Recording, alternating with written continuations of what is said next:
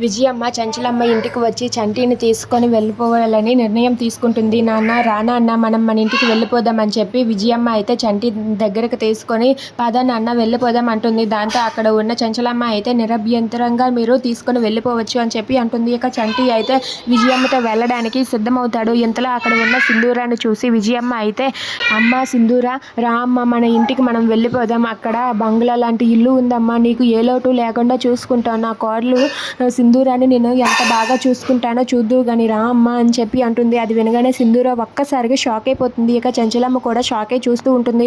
ఇక విజయమ్మ రమ్మనగానే సింధూర అయితే లేదు నేను ఎక్కడికి రాను, నేను ఇక్కడే ఉంటాను, నాకు అవేవి వద్దు, నేను మా అత్తమ్మ ఇంట్లోనే ఉంటాను అని చెప్పి అంటుంది. అది వినగానే చంచలమ్మ విజయమ్మ చంటి వీళ్ళైతే ఒక్కసారిగా షాక్ అయిపోతారు.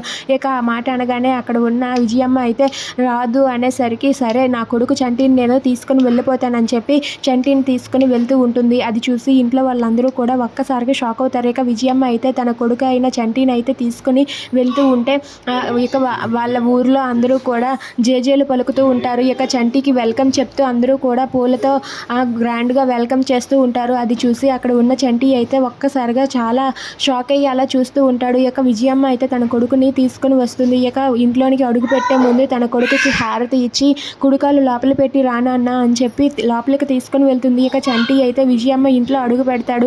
ఇక చంటిని అయితే లోపలికి తీసుకుని వెళ్ళి ఇంట్లో వాళ్ళందరినీ కూడా పరిచయం చేస్తూ ఉంటుంది. ఇక అలివేలు అయితే అన్నయ్య రా అన్నయ్య లోపలికి వెళ్దామని చెప్పి అలివేలు చంటిని లోపలికి తీసుకుని వెళ్తూ ఉంటుంది. అది చూసి చంటి ఏం చేయలేక మౌనంగా ఉంటాడు.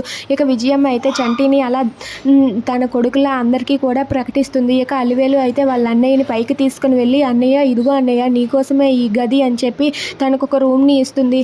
ఇంతలో అక్కడ ఉన్న సింధూర అయితే అలా ఆలోచిస్తూ చాలా బాధపడుతూ ఉంటుంది. ఇక చంటి ఒంటరిగా ఉండి అలా ఆలోచించడంతో సింధూరమ్మాయి గారు అక్కడ ఏం చేస్తున్నారో ఏంటో అని చెప్పి కంగారు పడుతూ ఉంటారు. ఇక అక్కడ ఉన్న సింధూర కూడా చంటి గురించి ఆలోచిస్తూ ఉంటుంది. ఇక చంటి అయితే లేదు నేను ఇక్కడ ఉండలేను, సింధూర అమ్మాయి గారిని వదిలేసి అస్సలు ఉండలేను, ఇప్పుడే వెళ్ళిపోతాను సింధూర అమ్మాయి గారి దగ్గరికి అంటూ తనైతే ఎవరికి చెప్పా పెట్టకుండా సైకిల్ తీసుకొని ఫాస్ట్గా సింధూర దగ్గరకు వెళ్ళిపోతూ ఉంటాడు. ఇక సింధూర అయితే చంటి గురించి ఆలోచిస్తూ చాలా బాధపడుతూ ఉంటుంది.